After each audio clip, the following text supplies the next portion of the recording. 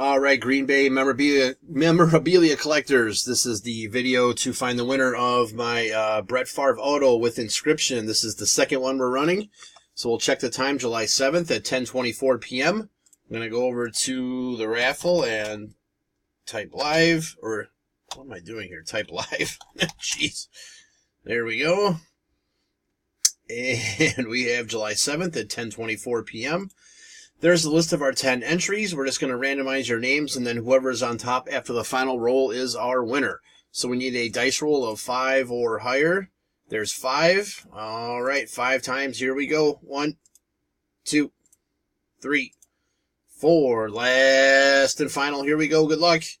It is Jason. Spot 4 is our winner. So, Jason, please get with me to get your Favre done. There is our verification code, our timestamp, once again, July 7th at 10:25 p.m. That's it, guys. Thanks.